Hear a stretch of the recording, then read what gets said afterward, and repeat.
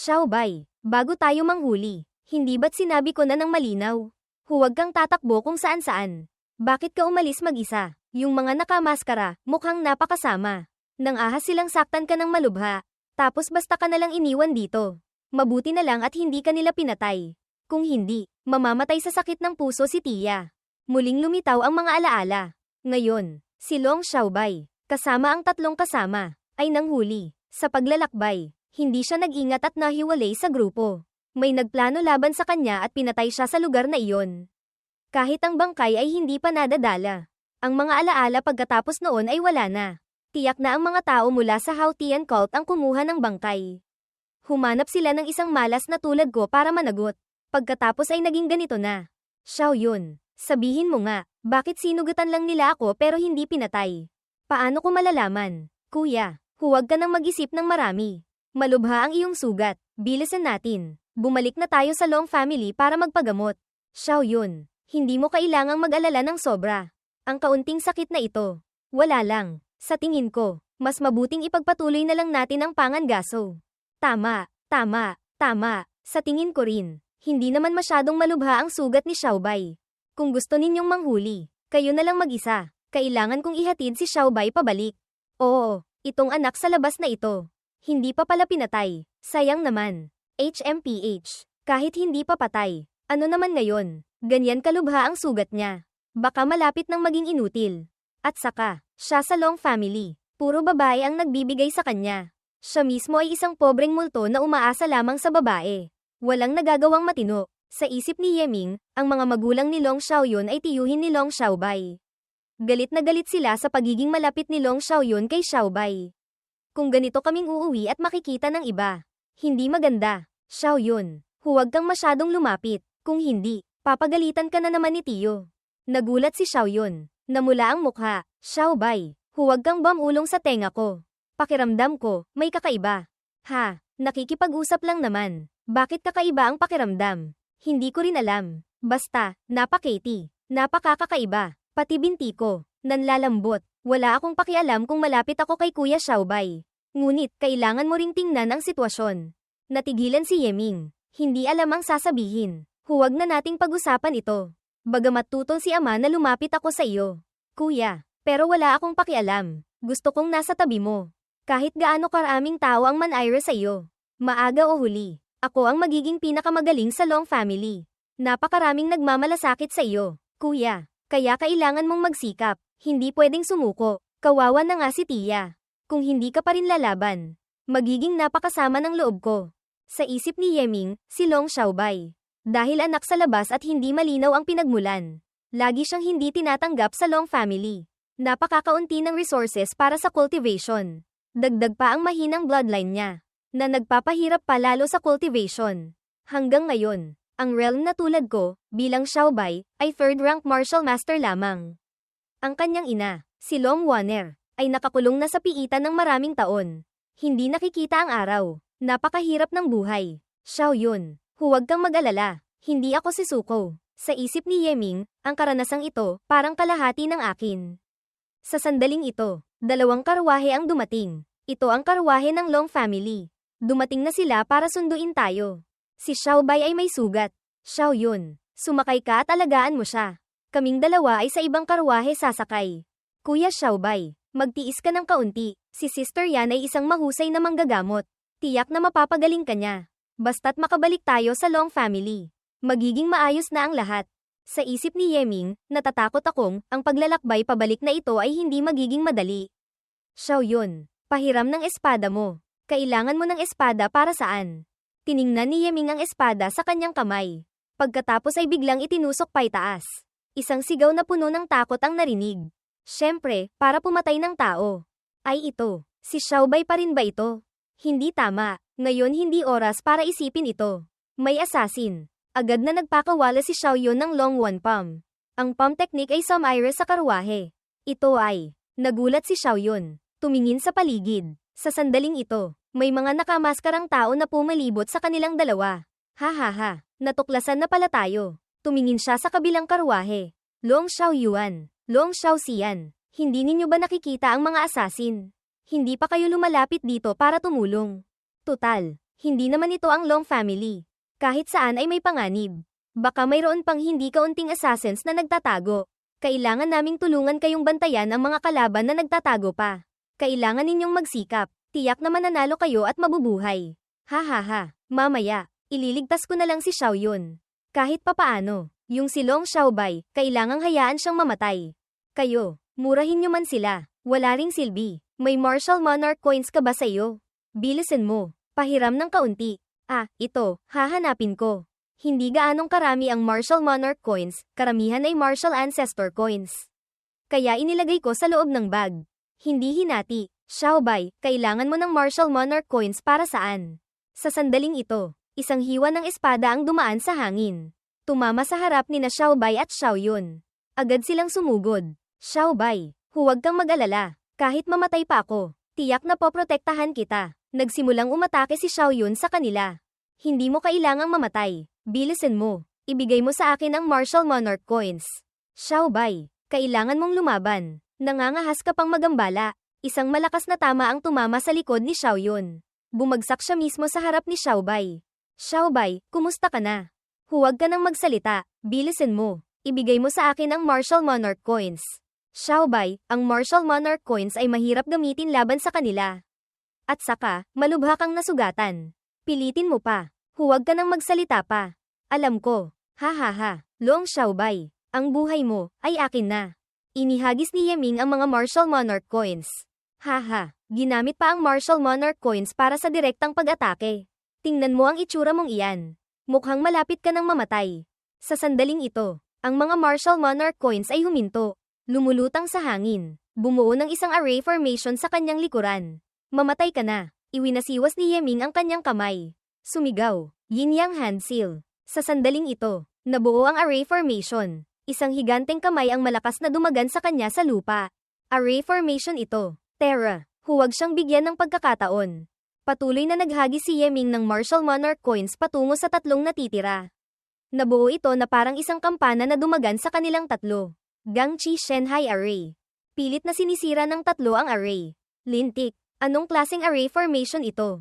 Nagawa pa tayong ikulong. Ang target, hindi ba't isang hamak lang? Bakit siya may ganito kalakas na puwersa?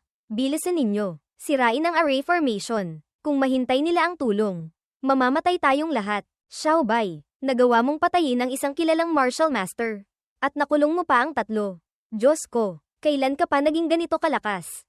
Ang array formation na ito ay hindi tatagal. Bilisan mo. Magpadala ka ng signal para humingi ng tulong. Ang sugat ay talagang napakalubha. Ginamit ko na ang lahat ng lakas ko. Hay nako, muntik ko nang makalimutan. Noong lumabas tayo para maglaro, may dala tayong ganoong bagay. Titingnan ko kung nasaan. Xiaobai, huwag kang magmadali. Ako rin, unang beses kong hinahabol-habol ng mga assassin. Ang paggamit ng signal para humingi ng tulong, medyo hindi ako sanay. Sa sandaling ito, patuloy na samuka ng dugo si Yeming. Xiaobai, huwag mo akong takutin. Kumalat na ba ang lason sa iyong katawan? Bakit bigla kang sumusuka ng dugo? Bilisan mong magsalita, sagot ni Yeming, dahil ininis mo ako. Sa sandaling ito, bumagsak si Yeming sa ibabaw ni Xiaoyun. Walang tigil siyang sumisigaw. Xiaobai, lintik, ganoon na lang siyang nakaligtas. HMPH, hindi ako naniniwalang itong taong umaasa sa iba ay laging ganito kaswerte. Tara na. Pagkatapos, dinala si Yeming sa isang silid. Sa sandaling ito, dahan-dahan niyang iminulat ang mga mata at nagising. Nasaan ito? Huhuho. Xiaobai, sa wakas, nagising ka na rin. Tinakat mo ako ng husto. Dahan-dahan lang. Masakit. Ako, pasensya na. Xiaobai, hindi ko sinasadya. Ayos lang. Gaano ako katagal walang malay? Pagkatapos, anong nangyari? Pagkatapos mong mawalan ng malay, nagpadala ako ng signal para humingi ng tulong. Hindi nagtagal. Dumating din si Martial Ancestor Uncle mula sa bahay. Yung mga assassins, hindi na rin nila tayo hinabol para patayin. Pagkatapos nilang pilitin sirain ang array formation, tumakas na sila. Pagkatapos noon, dinala ka namin pabalik sa Long family. Mabuti na lang at iniligtas ka ni Xiaoyu. 2 araw kang walang malay bago ka nagising. Xiaoyu, sa aking alaala, siya ay isa sa mga manggagamot ng Long family. Napakalapit niya kay Long Xiaobai. Xiaoyu, maraming salamat sa pagligtas mo sa akin. Ngayon, nawala na ang lason sa aking katawan. Tiyak na dahil ito sa iyong pagsisikap. Pati yung benda, ikaw din ang nagpalit. Tama ba? Naabala kita. Basta't ayos lang si Xiaobay. Mabuti na. HMPH. Itong si Long Xiaobay, talagang may swerte sa mga babae. Naiinggit ako ng kaunti. Xiaobay. Xiaobay. Yung araw na iyon, talagang napakagaling mo. Mag-isa kang lumaban sa 4 na martial masters. At napatay mo pa ang isa. Kailan ka pa natuto ng ganyang kalakas na array formation? Bakit hindi ko alam ang tungkol dito? Ilang buwan na ang nakalilipas, sa labas, nakatagpo ako ng isang mataas na tao. Sinabi niyang may kapalaran kami. Kaya tinuruan niya ako. Kaya ko nalampasan ang pagsubok. Ngunit, ang aking array formation ay hindi pa perpekto. Ang estado ng spiritual power, minsan meron. Minsan wala. Ang pagkakaroon ng tagumpay, ay dahil din sa swerte. Oh, kaya pala ganoon. Talagang isang napakahusay na mataas na tao. Itong si Long Xiaoyun, talagang madaling maloko. Xiaobay. Kailangan mo pang magpahinga ng 2 araw pa para makabawi. Hindi ka na namin gagambalain pa. Magpahinga ka na. Tiyak na magpahinga kang mabuti. Huwag kang tatakbo kung saan-saan. Pagkaalis nilang dalawa, kinuha ni Yeming ang salamin. Itong si Long Xiaobay, ang gwapo ng itsura. Kahit ikumpara kay Ji Wugo ay hindi nalalayo. Hindi nakapagtatakang maraming babae ang nagkakagusto sa kanya. Ito, ang mukhang nagpaparamdam sa akin ng hindi komportable. Sa pagtingin sa mukhang ito, lagi akong may pakiramdam ng pagdududa at hindi mapakali. Ngunit ang dahilan ng pagdududang ito, ay wala akong anumang palatandaan kung saan nagmumula. Master, ang mukhang ito ni Long Xiaobay, ay natatangi. Ito ang tinatawag na morning ghost face, Tang Gui Siang. Napakasama ng swerte. Ano? Morning ghost face. Morning ghost face, Tang Han Siang mukha ng nagluluksa na kaluluwa. Gaya ng ipinahihiwatig ng pangalan. Ito ay isang napakasamang itsura. Ang taong nagtataglay ng itsurang ito, pagkapanganak pa lang ay walang swerte sa buhay. Walang swerte sa kapalaran. Walang swerte sa kapangyarihan. Kapag may nangyayari, laging malas. Kapag gumagawa ng bagay, laging hindi nagtatagumpay. Sa madaling salita, lahat ng bagay ay hindi naaayon. Sa huli, mamamatay siya sa sama ng loob. Mukhang, ang misyong ito ay hindi kasing simple ng inaakala. Beiming, huwag mo akong takutin. Tumpak ba ang pagtingin mo ng itsura? Hindi mali, kaya lang, ang tinatawag na itsura ay nagmumula sa kapalaran. Bawat tao, pagkapanganak, ang itsura ay nakatakda na. Para sa karamihan ng tao, kahit hindi maganda ang itsura, maaari pa ring umasa sa pagsisikap sa hinaharap para baguhin ito. Ngunit sa mundo, may ilang uri ng itsura, kahit gaano pa kasipag. Napakahirap sirain ang impluensya nito. Ang morning ghost face ay isa sa mga iyon. Hindi nakapagtatakang si Long Xiaobay ay walang kinabukasan. Yun pala ay dahil sa morning ghost face. Ngayon, napilitan akong maging kamukha niya. Natatakot akong, kailangan ko ring pasanin ang mga pagsubok na dala ng morning ghost face, na ito. Huwag nang pag-usapan ng morning ghost face. Ang kasuklam-suklam na Haotian cult, napakasama rin maglaro. Hindi ko alam kung saan nila itinago ang mga gamit at martial tools na itinago ko. Isang buong set ng martial tools at pati ang dragon scale armor sword, lahat nawala. Lalo na, ang physique ni Long Xiaobay, hindi talaga may kukumpara sa akin. Masyadong malayo ang agwat, hindi lamang iyon. Si Long Xiaobay ay napakahirap pa. Kahit sa katawan niya, may dala pa siyang mga makamundong bagay tulad ng ginto. Noong kara-rating ko pa lang sa Crimson Sun Sect, nagsimula na akong gumamit ng low-grade spirit stones. Huwag nang pag-usapan pa ang Martial Monarch coins. Ngayon, nag-set up lang ako ng array, kailangan ko pang humiram ng pera sa iba. Talagang isang mahirap na hakbang. Tama ka. At saka, si Master ay hindi maaaring gumamit ng divine grade martial skills sa harap ng ibang tao. Dahil, sa huli, si Long Xiaobay ay hindi alam ang two-form sword art. At saka, gamit ang potensyal ni Long Xiaobay, hindi pa tiyak kung kaya niyang tiisin ang divine grade martial skills. Susunod, anong dapat gawin? Ayon sa mga alaala ni Long Xiaobay, 4 na araw mula ngayon. Magkakaroon ng isang family competition. Isang beses sa isang taon. Ang 10 mangganguna ay makakakuha ng kwalipikasyon na pumasok sa Divine Dragon Cave para gisingin ang bloodline. Huwag nang pag-usapan ang gantimpala. Sa aking kasalukuyang estado, kung pupunta ako para makipag-away, hindi ba't parang paghahain na lang iyon sa pintuan para sa iba? Ang tubig sa malayo ay hindi makakaapula ng apoy na malapit. 4 na maikling araw lamang, maging ang potensyal o ang realm, ay mahirap iangat. Beiming. Iminumungkahi kong isaalang-alang muna ni Master ang pagsasanay ng martial skills. Ang Long family, sa huli, ay isang mayamang pamilya. Ang mga family martial skills ay pambihira. Kung magagawang ma-master ng lubusan, ito ay magiging malaking tulong din. 4 na araw na lang bago ang competition. Ngayon, wala akong soul pills. Hindi ko magagamit ang Divine Deduction Art. Gamit lamang ang 4 na araw, makakapag-practice ba ako ng isang martial skill? Si Master, ang lumikha ng Divine Grade Martial Skill. Bagamat ang two-form sword art ang may pinakamalaking papel doon, ngunit hindi rin maaaring balewalain ang kakayahan ng katawan ni Master. At saka, may tulong pa ng Taiyi Divine Calculation. Habang nagko-cultivate ng martial skills, si Master ay maaari ring bumuo ng mga galaw. Pabilisin ang proseso. Hanggang ngayon, ito na lang ang paraan. Kung gayon, unahin munang i-cultivate ang level 1 technique sa mga alaala ni Long Xiaobai. Mga kidlat ang lumitaw sa paligid ni Yeming, iba sa mga ordinaryong techniques. Ang pag-cultivate ng Heavenly Thunder Art, kailangang gabayan ng kidlat papasok sa katawan.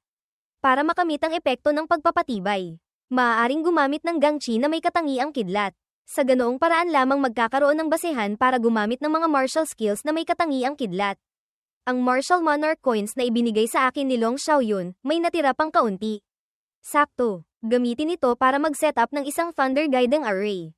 Sa sandaling ito, sa kalangitan, mga kulog at kidlat, madilim na ulap ang nagtipon. Sino ang tao sa silid na iyon? May Thunder Guiding Cave na hindi ginagamit. Dito pa nag-guide ng kidlat. May sakit ba siya? Sino pa ba? Tiyak na si Long Xiaobai. Ang pagpunta sa Thunder Guiding Cave isang beses, kailangang magbayad ng 10 Martial Monarch coins. Yung pretty boy na iyon, karaniwan.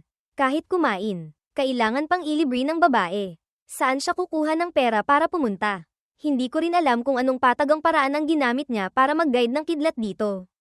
2 araw pagkatapos noon, sunod-sunod na pagsabog ang maririnig. Ang Divine Thunder Art ay nasa ika-10 level na.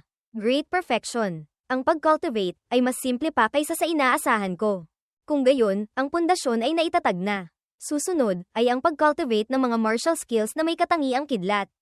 Lumipas pa ang 2 araw. Binuksan ni Yeming ang pinto ng silid. Lumabas. Masyado kong minaliit ang sarili kong kakayahan. Hindi ko inaasahan. 2 araw lang ang ginamit. Naunawaan ko na ng malinaw ang Lightning Dragon Roaming Palm. Sapat na para sa kompetisyon. Nagulat si Yeming nang may makitang tao sa likuran. Xiaobai, sa wakas, lumabas ka na rin. Naghihintay ka sa akin. Oo, mula pa kaninang umaga. Narito na ako. Gusto kong sumama sa iyo para dumalo sa competition. Nakita kong nakasara ang pinto mo. Natakot akong maistorbo ang iyong pahinga. Kaya naghintay ako rito. Pinahirapan kita. Naghintay ka hanggang ngayon. Tiyak na hindi ka pa kumakain. Tama ba? Sabay tayong humanap ng lugar na makakainan. Ano sa tingin mo? Hihihi, nahulaan kong magugutom ka. Maaga pa lang. Inutusan ko na ang kusina na maghanda ng pagkain. Sumunod ka sa akin. Sumama si Yeming kay Xiaoyun. Ang ibang tao ay tumingin ng may inggit. Lintik, itong pretty boy na ito. Kumakain na naman ng e-soft rice, umaasa sa babae.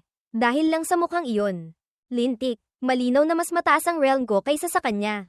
Mas maganda rin ang talento ko kaysa sa kanya. Si Xiaoyun, kailanman ay hindi ako pinansin. Sa sandaling ito, sa kainan, ang pagkain ito ay masarap talaga. Haha, basta't may pera, mag-aalala ka pa bang hindi masarap ang pagkain? Nakangiting dumaan si Yeming sa harap nilang dalawa. Lumapit siya, Long Xiaoxian, at tinapak ang balikat ni Yeming. Nagulat si Yeming, lumingon. Hoy, Xiaobai, kumakain ka na naman ng e-soft rice. Ha, tahimik si Yeming. Tinitingnan kung ano ang gusto niyang gawin. Bakit? Galit na galit ka. Gumagawa ng isang inutil na nakasandal sa palda ng babae, tapos hindi mo pa pinapayagan ng ibang tao na magsalita. Kung may kakayahan ka, makipaglaban ka sa akin ng isang beses. Gamitin mo ang iyong kamao para sabihin sa akin na hindi ka isang duwag. Xiaobai, huwag mo siyang pansinin. Kahit ano paman, siya ay nasa Martial Master Realm. Kung lalabanan mo siya, madedehado ka. Tara na, kumain na tayo. Huwag mo na siyang pansinin. Bakit, ngayon, magtatago ka na naman ba sa likod ni Long Xiaoyun tulad ng dati? Para kang isang bulok na itlog. Ang ating Long family ay isang golden aristocratic family. Tapos mayroon tayong isang inutil na tulad mo. Nakakahiya talaga. Tumakbo. Bakit ako tatakbo? Kumakain lang naman ako ng kaunting e-soft rice. Ang tulad mo, kahit gustuhin mong kumain. Wala ka namang makakain. Bakit ako tatakbo dahil sa inggit mo? Ang dapat tumakbo na parang isang talunang aso, ay ikaw. Diyos ko, ito, si Xiaobai pa rin ba ito na kilala ko? Magaling, bata, Tumapak siya sa lupa, sumugod. Nangangahas ka pang magyabang ng ganito. Iwinasiwas ni Yeming ang kanyang kamay. Isang malakas na sampal ang tumama sa kanyang mukha. Nalagas ang mga ngipin sa lupa. Ang iyong Ice Thunder Palm ay magaling din. Hindi nga may kakaila na ito ay isang first-grade martial skill. Nanginginig si Long Xiaoxian ngayon. Ice Thunder Palm. Ang ginamit niya ay ang ikapitong anyo sa Lightning Dragon Romang Palm. Ice Thunder Palm. Nag-cultivate ako ng 32 taon at na-master ko lamang ang ikatlong anyo. Siya na isang inutil, nagawa niyang ilabas ang ikapitong anyo. Paanong nangyari ito? Long Xiaobai. Nang ahas kang sakta ng isang miyembro ng angkan. Ang ama ni Long Xiaoxian ay isang elder sa Law Enforcement Hall. Ang pag-atake ay paghahanap ng kamatayan. Magsumbong ka. Sabihin mong si Long Xiaoxian, bilang isang martial master, ay natanggalan ng ngipin ng isang third-rank martial artist. Tingnan natin kung sino ang mapapahiya. Sa tingin mo, hindi ako nangangahas. Sige na, Xiao Yuan. Kung malalantad ito, sa hinaharap, wala na akong mukhang ihaharap pa. Bata, inatake mo ako habang hindi ako handa kaya ka lamang nakalamang. Sa susunod, hindi ka na magiging ganito kaswerte. Maghintay ka. Pinanood ni Yeming ang dalawang iyon na umalis. Si Xiao Yun ngayon ay gulat na gulat. Hindi makapagsalita. Xiao Bai, ay ikaw. Sa isip ni Yeming, patay na. Hindi kaya, dahil masyadong kahanga-hanga ang ipinakita ko kanina, naghinala na si Long Xiao Yun. Tama rin. Sa ugali ni Long Xiaobai na laging nagtitiis, hinding-hindi niya gagawin ang ganitong bagay. Kailangang mag-isip ng paraan para makalusot. Xiaobai, ang galing mo talaga. Bigla kang naging napakagaling. Ang cool mo talaga. Nahuhumaling na ako sa iyo. Sa isip ni Yeming, ito, hindi ko dapat minaliit ang talino niya. Makalipas ang ilang sandali, kumakain sina Yeming at Xiao Yun. Nakaupo lamang si Xiao Yun. Pinapanood si Yeming na kumain ng lahams. Xiaobai, ngayong naging ganito ka nakalakas, tiyak na makakapasok ka sa 10 mangganguna sa family competition. Makukuha mo ang kwalipikasyon na pumasok sa Divine Dragon Cave. Kung ang iyong bloodline awakening ay sapat na dalisay, tiyak na ikaw ang magiging pinakanamumukod tangi. Ayon sa mga alaala ni Long Xiaobai, ang mga puwersang may True Dragon bloodline sa mundong ito ay hindi lamang ang True Dragon Holy Land. Mayroon din ang Long family. At saka, bawat miyembro ng angkan ay mayroon. Kaya lang, ang kadalisayan ng bawat miyembro ng angkan ay magkakaiba. Ang may mas mataas na kadalisayan ay mas pahahalagahan ng pamilya. Tungkol naman sa antas ng kadalisayan, kailangang pumasok sa Divine Dragon Cave para malaman. Sa madaling salita, ang Divine Dragon Cave ay lugar para gisingin ang True Dragon Bloodline. Bawat taon, nagsasagawa ang Long family ng isang malaking kompetisyon para pumili ng mga angkop na talento para sa awakening. Xiao Yun. Sinasabi mo, kung sa pagkakataong ito ay ako ang manguna, ang traito ba sa akin ng mga kaanak ay magiging mas mabuti? Xiaobai, ang malaking dahilan kung bakit kanila nilalamig, ay dahil si Tia ay nabuntis bago ikasal. Sinira niya ang reputasyon ng Long family. Ipinanganak ka, kasama pa ang iyong morning ghost face. Nararamdaman ng mga kaanak na sa buong buhay mong ito ay wala kang mararating. Kung ikaw ay manguna, katumbas na rin iyon ng pagsira sa morning ghost face. Kahit hindi ka nila tratuhin ng napakabuti, ngunit hindi rin naman magiging masyadong masama. Sa huli, ang ating Long family ay isang golden aristocratic family. Basta't talento, buong lakas nilang huhubugin. Nagtanong lang ako ng basta. Hindi ko inaasahan, ang iyong pag-iisip pala ay napakadetalyado. Kahapon, gumawa ako ng katangahan, iyon ay dahil si Xiaobai, malubha kang nasugatan. Pansamantalang nag-alala ako ng husto. Karaniwan, ako ay napakatalino. Haha. Talaga ba? Sa isip ni Yeming, iniisip ko rin tulad ni Long Xiao Yun. Basta't makuha ko ang unang pwesto sa kompetisyon. Ang buhay sa hinaharap ay tiyak na magiging mas madali. Tutal, ito ay kompetisyon lamang sa loob ng angkan. Malayong mas mababa kaysa sa latent dragon rankings. Sa sandaling ito, may isang taong lumapit. Xiaobai Young Master. Hindi na po ninyo kailangang sumali sa kompetisyon. Ang Patriarch ay may isang misyon na gustong ibigay sa inyo. Sa isip ni Yeming, ang taong ito ay nagngangalang Longwu. Siya ang tagapamahala sa Long Manor. Napakasama, may kapangyarihan. Sa itsura niya, mukhang ako ang pakay. Xiaobai Young Master. Ang Patriarch Old Master ay may utos. Hindi na po ninyo kailangang sumali sa family competition.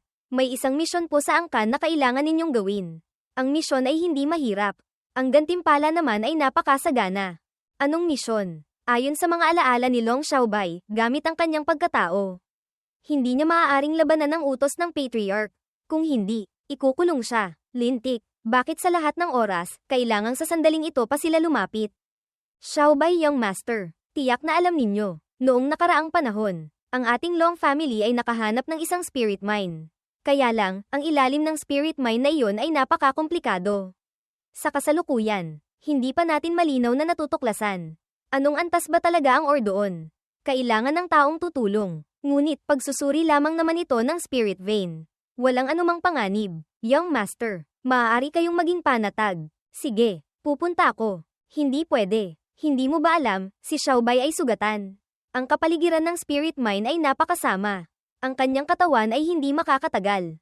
Hindi siya pupunta. Miss Yun. Ang bagay na ito ay utos ng Patriarch. Kung susuwayin niya ang utos, ang kahihinatnan ay napakaseryoso. Miss Yun, handa ka bang akuin ito para sa kanya?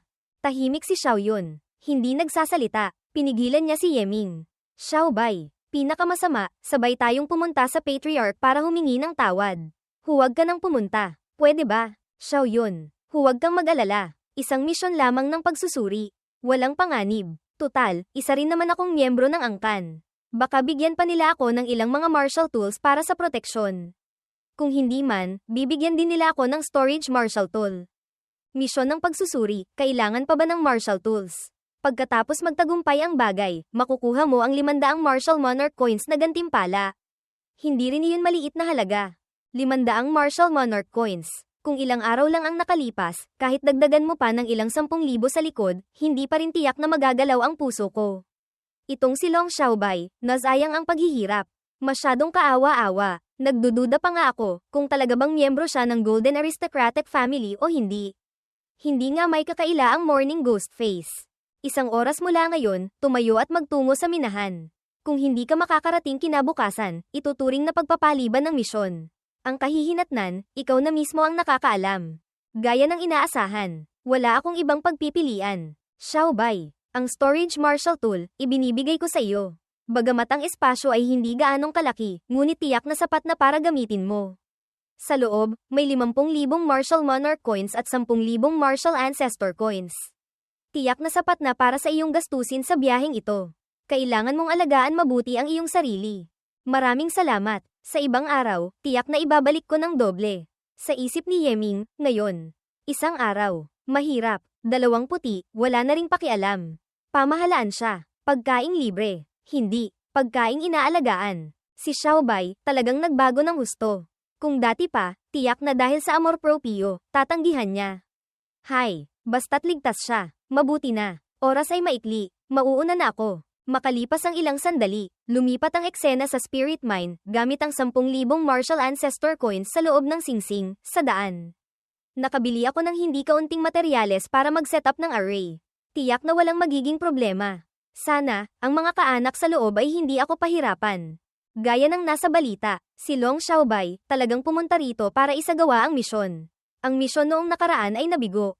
Ang kliyente ay hindi nasiyahan. Sa pagkakataong ito, tiyak na kailangan natin siyang patayin. Libu-libong beses, hindi maaaring masira ang ating pangalan. Tinamaan ng langit. Kapitan, may isang bagay akong hindi maintindihan. Malinaw na ang kliyente ay nagbigay sa atin ng napakasaganang bayad. Bakit hindi direktang magpadala ng Grand Martial Master? O kahit Martial Ancestor pa? Bagkus, pinadala pa ang mga Martial Masters na tulad natin. Malinaw na kung sila ang kumilos. Mas madaling makukumpleto ang misyon. Ito ay espesyal na hiling ng kliyente. Kung ang realm ng assassin ay martial artist, doble ang bayad. Kung martial master, hindi magbabago ang bayad. Martial master realm pataas, wala ni isang bahagi. Talagang isang kakaibang tao. Ngayon lang ako nakakita ng ganito kahindi pangkaraniwang misyon. Kung gayon, bakit hindi magpadala ng martial artist realm para subukan muna ang lalim? Ngunit ang bayad ay magiging doble. Ikaw, talagang isang hanggal. Noong nakaraan, 4 na martial masters ang natamba sa kamay ng batang iyon. Ang pagpapadala ng martial artist, hindi ba't paghahain lang iyon ng pagkain? Sa ganitong panahon, nag-iisip ka pa ng tubo. Gusto mo lang bang ibigay ang iyong buhay? Sa sandaling ito, dahan-daang pumasok si Yeming sa loob. Nakita niya ang isang taong nagbabasa ng libro. Itong si Senior. Ako si Long Xiaobai. Dumating dito para isagawa ang misyon ng pagsusuri sa Spirit Vein. Umaasa akong pagbibigyan ako ni Senior. Ikaw nga si Long Xiaobai. Kinuha niya ang lampara. Sumunod ka sa akin. Itong spirit mine, natuklasan natin isang buwan na ang nakalilipas. Sakto, nasa loob ito ng teritoryo ng Long family. Maaari nating direktang minahin. Ang bundok mismo ay walang gaanong halaga. Ang may halaga ay ang spirit vein na nasa ilalim ng lupa. Ang spirit vein sa ilalim ng lupa ay may kabuuang 15 na sanga. Lahat ay mga branch veins. Ang lokasyon ng main vein ay hindi pa gaanong malinaw. Ngunit, dahil ito ay pag-aari na ng Long family, ang paghahanap sa main vein ay maaga o huli ring mangyayari. Tungkol naman sa iyong misyon, suriin mong mabuti ang unang branch vein sa loob niyan. Ayos na. Ang misyong ito, napakadali. Hindi ba? Kumpara sa inaasahan, talagang mas komportable ng kaunti. Kung pagsusuri lamang ng isang spirit vein, tiyak na napakabilis matatapos. Sumunod ka sa akin. Dadalhin kita sa daan na ito pababa. Hindi magtatagal. Makakarating ka na. Ang paningin dito ay hindi maganda. Itong lampara ko. Ibibigay ko sa iyo. Kailangan mong suriin ng maingat. Kung magandang vein ito, magkakaroon ng gantimpala. Sige, kinuha ni Yeming ang lampara. Nagpatuloy sa paglalakad. Yung batang iyon, nakababa na. Kayo, dapat na kayong kumilos. Makalipas ang ilang sandali, nakatayo na si Yeming sa harap ng pasukan ng isang branch vein. Ito na ang number 1 branch vein. Beiming, mararamdaman mo ba kung mayroong mataas na antas na spirit stones dito? Napakagahirap. Itong spirit mine, kumpara sa piitan ng Crimson Sun Sect noon, mas marami pang ordinaryong bato dito. Napakakaunti, kahit saan ay may mga hilaw na materyales ng spirit stone. Ang aking divine sense ay nahaharangan. Ang sakop na mararamdaman ay lumiit ng husto. Pag-usapan pa, kakaiba rin. Sa laki at lalim ng spirit mine na ito, dapat ay may hindi kaunting mahahalagang spirit stones. Ngunit sa pagtingin sa mga hilaw na materyales na ito na may ganitong kalidad, hindi naman mukhang ganoon. Tila medyo tigang pa nga. Nagulat si Yeming nang makita ang lampara na may itim na usok na lumalabas. Ang usok na ito, kayang takpan ang 5 pandama. Yung matandang iyon, may problema. Ngunit, hanggang dito lang iyon. Hindi rin ito kayang takpan ang aking divine sense. Master, mag-ingat ka. 4 na tao ang sumusugod. 2 tao, target ang kaliwang balikat. Kanang braso. 2 iba pa, target ang kanang hita at tiyan. Umiwas si Beiming. Nagmamadaling tumalon si Yeming para umiwas. Agad na ginamit ang Thunder Palm. Dumiretso sa dibdib ng 2 malapit. Nataman sila ng kidlat, gumulong sa lupa. Nasaan ang 2 pang iba? Yung 2 iyon, tumakas papunta sa direksyong iyon.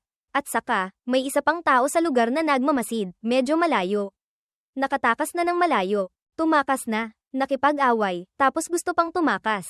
Chaos calculation. Pagkatapos ng deduction, gamit ang Thunder Guiding Array bilang base. Destructive Finger. Ice Thunder Palm. Integrate. Rushing Thunder Destructive Finger. Ang 2 natitira ay tumatakbo na palayo.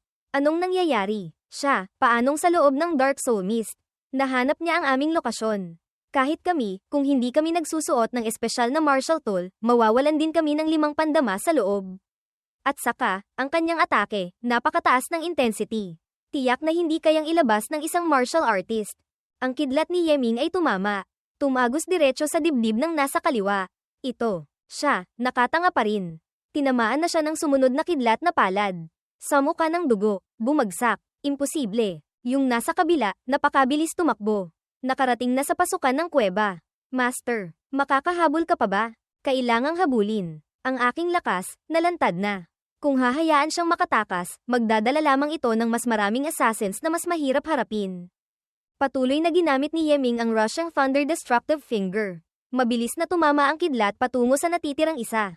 Ginamit niya ang Heavenly Mystery Step para umiwas. Ngunit nataman pa rin ng kidlat ang isang binti niya. Sugatan na siya. Hindi na makakatakbo. Ginamit ni Yeming ang Instant Step para humabol. Sa sandaling ito, dahan-dahan siyang naglalakad. Lintik. Ang lakas na ito, huwag nang sabihing martial artist. Kahit martial masters, iilan lamang ang nakakarating dito. Malinaw na ang realm ay 3rd rank martial artist lamang. Paanong naging ganito siya kalakas at abnormal? Pagbalik, tiyak na iuulat ko sa organisasyon ang impormasyong nakuha. Hindi tama, hindi bababasa, kailangang magpadala ng Grand Martial Master. Basta't makalabas ako sa pasukan ng kuweba, maaari kong gamitin ang escape talisman para makatakas. Kasasabi pa lang niya noon, may sumugod at tumadyak sa kanyang mukha. Tumilapon siya, tumalbog sa lupa. Bakit, ikaw? TSK. Kahit ikaw, naging ganito na ang itsura. Yung iba, tiyak na patay na lahat. Ano? Talagang nasayang ang aking Dark Soul Lamp. Ang iyong realm ay mas mataas kaysa sa Martial Master. Ang pag-atake sa kanya, tiyak na mag-iiwan ng bakas na lampas sa Martial Master level. Kahit patayin mo pa ako, hindi mo maaaring solohin ang bayad. Hindi, hindi. Ang mga tao, ay kayo ang pumatay. Ang puntong ito, tiyak na hindi magbabago. Kung hindi, paano ako makakakuha ng bayad? Kaya lang, ang paraan ng pagpatay, kailangang baguhin ng kaunti. Malakas niyang hinampas ang lupa. Long Palm Earth Vein. Ikaw. Nagulat siya nang makita ang malaking bato sa itaas na nabibiyak. Hindi na siya nakatakbo. Nadaganan na siya nito. Pagkatapos, iba pang mga bato ang nahulog. Tinakpan ng daanan palabas. 5 martial masters, nakipaglaban hanggang mamatay sa target sa loob ng minahan. Ang minahan ay gumuho. Tinabyo na ng lahat. Parehong panig ay namatay ng sabay. Tunay ngang isang trahedyang misyon.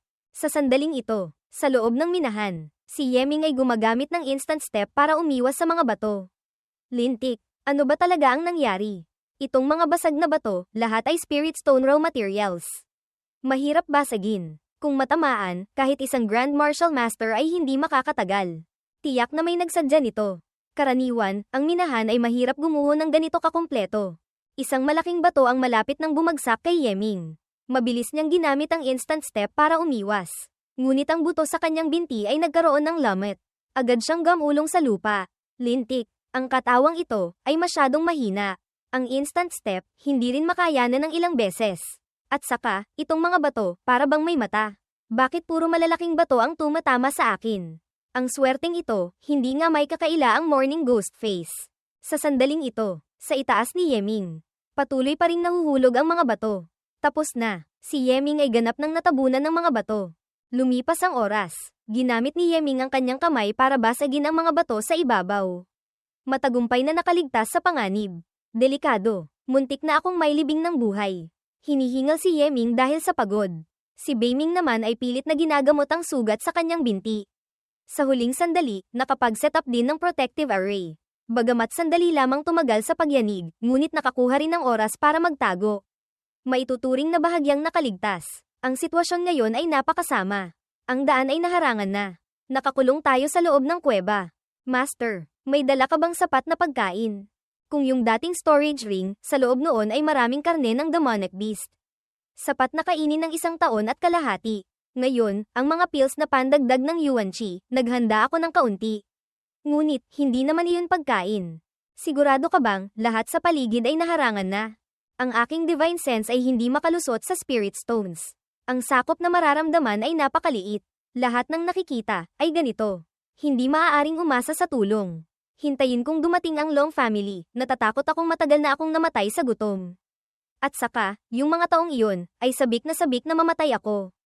At bagamat dito, ang spirit stones ay nasa lahat ng dako, ngunit kailangan ng napakaraming pagsisikap para pakinisin ito at gawing magagamit na spirit stones. Ang madaragdag, ay malayong mas mababa kaysa sa mauubos. Kaya, ang pagpipilian ngayon ay iisa lamang. Wasakin ang lugar na ito. Ginamit ni Yeming ang Snow Dragon Technique. Sunod-sunod na pagsabog ang umalingaw-ngaw. Ito na ang pinakamalakas na anyo ng Snow Dragon. Ngunit, nakakagawa lamang ito ng kaunting pinsala. Kailangang gumamit ng mas malakas na atake. Mabuti na lang, ang mga bato ay mga patay na bagay lamang. Sa aking lakas ngayon, gamit ang Martial Monarch Coins, ang lakas ay hindi bababa sa katumbas ng isang atake ng isang top martial artist. Patuloy na umalingaw-ngaw ang mga pagsabog. Tagumpay. Ang Martial Monarch Coins, talagang epektibo. Bagamat mas malaki ang pagkonsumo ng Yuan Chi kaysa sa pag-set up ng array, ngunit ang lakas ay napakaganda pa rin. Sa sandaling ito, ang mga bato sa itaas ay patuloy na namang nahuhulog. Hindi nga, kung ganito, masyado nang hindi makatarungan. Ang mga bato, pinipili pa talaga ang lugar kung saan ako babagsak. Pilit na lumabas si Yeming mula sa tumpok ng mga bato. Ang swerteng ito, talagang hindi may kakaila ang Morning Ghost Face. Naghihinala akong, maaga o huli, mamamatay ako dahil sa pangit na mukhang ito. Ang pilit na paglusot, ay masyadong mapanganib. Master, dapat mag-isip ng ibang paraan. Wu Jiang, lumabas ka para sa akin. Kayo, kung nang-ahas kayong ibigay sa akin ang misyong ito, tiyak na may nagmamasid sa dilim.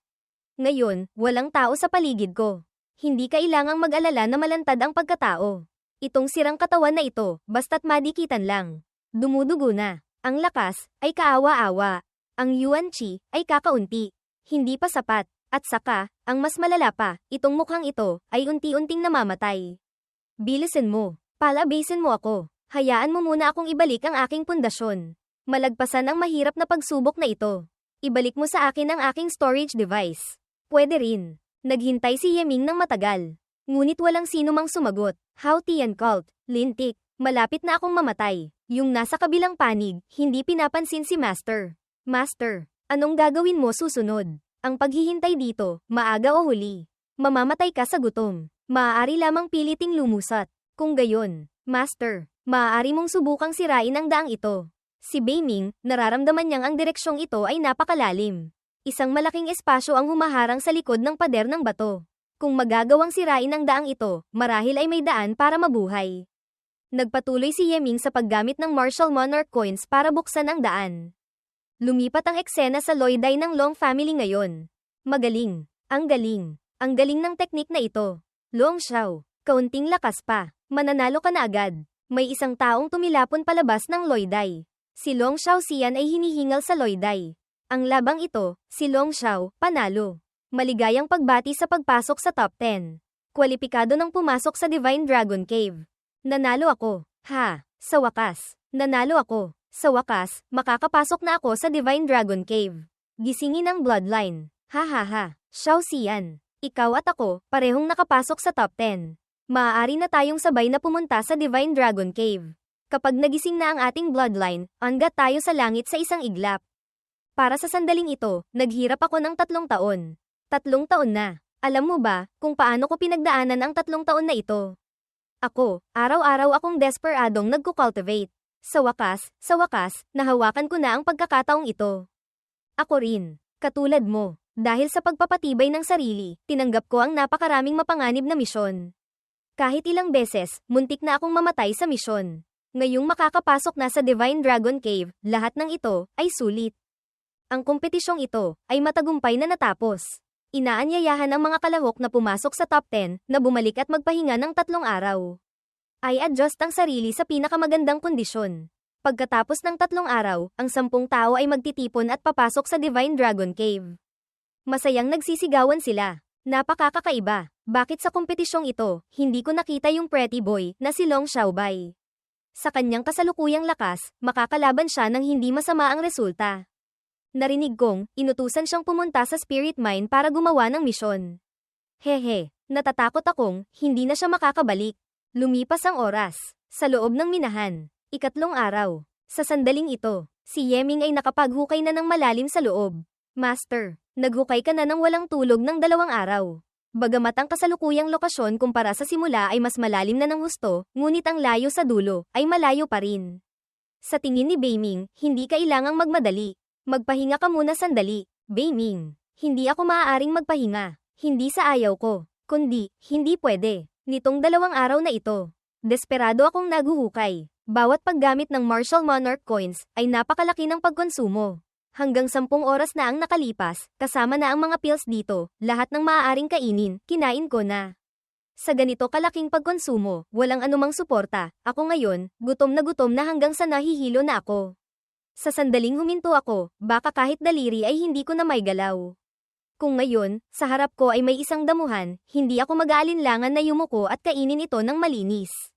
Sa ganitong estado, hindi ako nangangahas magpahinga. Sa sandaling magpahinga ako, maaaring makatulog ako. Matulog hanggang, natatakot akong hindi na ako madyay gising pa. Maaari ko lamang itira ang kaunting lakas. Magpatuloy. Hindi maaaring magkaroon ng anumang pagluwag. Mabuti na lang, ako ngayon ay mas bihasa na kumpara sa simula. Hindi na kailangang gumamit ng Martial Monarch Coins ng basta-basta dito. Kung naunawaan ko ito agad sa simula, makakatipid sana ako ng maraming lakas. Sa loob ng minahan, 4 na araw, Master, hindi tulad ng cultivation session noon, sa pagkakataong ito. Si Master ay dumaranas ng pagpapahirap sa katawan at isipan. Ito ay ibang uri ng paghihirap. Siya ngayon, natatakot akong ang nasa isip lamang ay ang pag-usad pasulong. Kahit oras ay nakalimutan na. Sa huli, sa ganitong kapaligiran, ang pag-iisip pa tungkol sa oras, ay mas lalo lamang magpapahirap sa kanya. Sa loob ng minahan, 5 araw, si Yeming ay patuloy pa ring gumagamit ng kanyang mga daliring duguan para maghukay. Kahit ang sakit, ay hindi na niya maramdaman pa. Sa sandaling ito, nanginginig na ang kamay ni Yeming. Pagkatapos ay bumagsak, nag-aalalang walang tigil na tumatawag si Beiming. Master, Master, gutom na gutom, uhaw na uhaw, pagod na pagod, ayoko nang gumalaw. Kahit isang daliri, ayoko nang igalaw kahit kaunti. Libu-libong beses, hindi maaaring matulog dito. Kung makakatulog ka, hindi ka na madyay gising pa. Ito, hindi mo na kailangang sabihin. Alam ko rin, ngunit, ang mga talukap ng mata, parang may 1,000 kawil na mabigat. Gustuhin ko mang hindi imulat, napakahirap din. Isipin mo, yung mga mahahalagang tao mo, natatakot akong nakakulong pa rin sa Zoo Antian Great World. Ang mga magulang ni Master, ay kara-rating pa lang muling isilang. At saka, si Master. Sa buong paglalakbay na ito, tiniis ang hindi mabilang na paghihirap. Talaga bang, handa kang huminto dito? Hinawakan ni Yeming ng mahigpit ang kanyang kamao.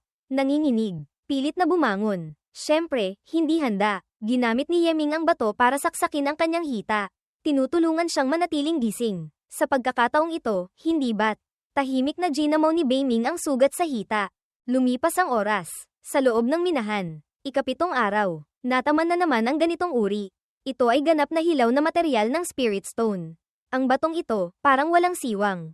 Maaari lamang umasa sa Martial Monarch Coins para sirain. Ito, ang huling hibla ng aking Yuan Chi. Ito rin, ang aking huling atake. Pinitik ni Yeming ang Martial Monarch Coin papalapit. Isang nakakasilaw na liwanag ang lumabas. Ang batong iyon, ay nabasag ng maliit. Dahan-daang gumapang si Yeming papalapit. Hinawakan ang bato sa gitna. May liwanag na tumama sa kanyang mga mata. Sa wakas, nakalabas na. Sa kabilang panig, ay isang silid na puno ng mga bote ng pills. Sa gitna, ay isang pulang enerhiya. Sa itaas nito, ay isang batong imahe ng ulo ng dragon. Sa sandaling ito, si Yeming ay pilit na pinalalaki ang butas. Makalipas ang ilang sandali, matagumpay na nakalabas. Saan iyon? Hindi ko alam. Tingnan mo, parang isang uri ng inheritance land. Ngunit hindi masyadong katulad. Ang espasyo rito ay stable. Wala ring pakiramdam ng pagputol. Hindi tulad ng isang munting mundo na binuksan ng mag-isa. Walang taong gumagabay. Hindi rin katulad ng isang natitirang inheritance land para sa mga susunod na henerasyon. Sa mga alaala ni Beiming, wala ring impresyon kung ano ang lugar na ito. Ayos na. Gamitin mo ang iyong divine sense para suriin ng kaunti. Tingnan mo kung may mga bagay na maaaring kainin. Sa loob ng cabinet, napakaraming pills. Ngunit, hindi ko alam ang partikular na epekto. Sa tingin ni Beiming, kailangang mag-ingat. Agad sumugod si Yeming. May pagkain. May pagkain. Hinablat agad ang isang bote ng pills. Ibuhos agad sa bibig. Pagkatapos, dumakat pa ng pinakamarami hanggat maaari. Bagamat hindi pa malinaw ang epekto ng gamot, ngunit bahala na. Ang mamatay sa lason, paanong may kukumpara sa mamatay sa gutom? Binasa ni Yeming ang mga bote sa kanyang kamay. Ang mga pills ay basta nalang ibinuhos sa bibig. Ito, ang pakiramdam na makakain. Kahit ang karne ng level 6 demonic beast, ay hindi kasing sarap ng mga pills na ito. Kahit gaano pa karami, kaya kung kainin lahat ay maaaring kainin. Binasa ni Yeming ang lahat ng bote sa kanyang mga braso. Sa wakas, nakalaman din ang tiyan. Ngunit, pag-usapan pa, itong mga pills na ito, pagkatapos kainin. Bakit may lasang dugo? Pagkatapos lunukin, nararamdaman kong ang dugo sa buong katawan ko ay kumukulo. Bahala na, basta mabusog. Ayos na. Sa sandaling ito, biglang may mga boses na narinig. Hihihi. Sa pagpunta sa Divine Dragon Cave ngayon, hindi ko alam kung ilang bahagi ang malilinis sa aking bloodline. Ilang bahagi. Ang lakas din ng loob mong mag-isip. Iyon, ang tunay na bloodline ng dragon. Kung makakakuha ka ng isang bahagi ng kadalisayan doon, magiging napakatindi mo na. Narinig kong, ang kadalisayan ng bloodline ng Patriarch, ang pinakamataas na narating niya ay isang bahagi lamang. Hihihi. Bagamat hindi natin mararating ang antas na iyon, ngunit ang pag-iisip, wala namang masama. Baka sakaling, marating nga natin. Ikaw lang ang nangangahas mag-isip. Huwag ka nang manghula dito. Malapit na tayong makarating sa pinakamababang level ng Divine Dragon Cave. Bago tayo umalis, pinaalalahanan tayo ng mga seniors sa angkan. Basta't makarating tayo sa pinakamababang level, makakakita tayo ng napakaraming spirit medicines. Yung mga spirit medicines na iyon, lahat ay may edad na libu-libong taon. Ito ay ginawa ng mga ninuno sa angkan. Bawat kain ng isang piraso, nababawasan ng isa, may epekto ito sa pag-aalaga ng bloodline. Maaaring mapanatili at gisingin ang ating bloodline. Kailangan nating maging matipid. Ang pagkain ng marami ay wala ring silbi. Bawat tao, Isang piraso lang ang sapat. Pagkatapos kumain, maaari nang pumasok sa loob ng True Dragon Pool para gisingin ang bloodline. Huwag kang mag-alala. Lahat tayo ay nasa iisang bangka. Tayo ay isang pamilya. Paanong mag-iisa nating aangkinin? Hihihi. Libu-libong taong pills na ginawa ng mga ninuno. Pag-isipan pa lang, nakaka-excite na. Sa buong buhay nating ito, isang beses lang tayo makakakain. Hindi ko alam kung ano ang lasa. Kasasabi pa lang noon, nagulat si Long Xiaoxian. Ang tanawin sa loob ay nagpagulat sa kanila. Si Yeming ay may namumuong bibig. Lumingon para tingnan sila. Lahat, parang naging bato. Sa sandaling ito, lumunok si Yeming. Dumighay pa ng isang beses. Ang mahalagang pills na ginawa ng mga ninuno libu-libong taon na ang nakalipas, nagawa mong, ikaw na anak ng. Kumain ka hanggang mabusog. At saka, kinain mo pang lahat. Papatayin kita. Ikaw na tinamaan ng langit. Long Xiaobai. Papatayin kita. Long Xiaoxian. Long Xiaoyuan. Ang aking mga paraan, tiyak na nakita na ninyo. Tiyak na gusto ninyong makipaglaban sa akin. Mga kagalang-galang. Dahan-dahan. Ang batang ito, ay may alam na masamang paraan. Lahat, kailangang mag-ingat. Ikaw na Long Xiaoxian. Magaling ka. Nang ahas ka pang protektahan ng batang ito. Isang Kepman, na tulad niya, anong galing niya? Ako, isang kamay ko lang. Kaya ko siyang durugin. Noon, bakit hindi ko napansin na ganyan pala kayo kaduwag? Sa totoo lang, hindi ko itatago. Ilang araw na ang nakalipas, si Xiaoxian ay nakipaglaban sa kanya. Ginamit niya ang Ice Thunder Palm. Ano? Ice Thunder Palm. Iyon, ang ikapitong anyo sa Ice Thunder Roaming Dragon Palm. Para ma-master ang martial skill na ito, ang pinakamababang realm na kailangan ay Grand Martial Master na. Paano niya nagawa iyon? Bagamat ang mga pills na ito ay hindi gaanong nakatulong sa pagbawi ng aking Yuan Qi, ngunit ang pagharap sa mga langaw na ito, ay walang problema. Hindi nga may kakailan na sila'y mga binata mula sa mga marangal na pamilya. Talagang madaling takutin. Hihihi. Tingnan ninyo. Ang ikapitong anyo lang naman. Ano ba iyon? Tingnan ninyo. Ano ang tawag sa galaw na ito?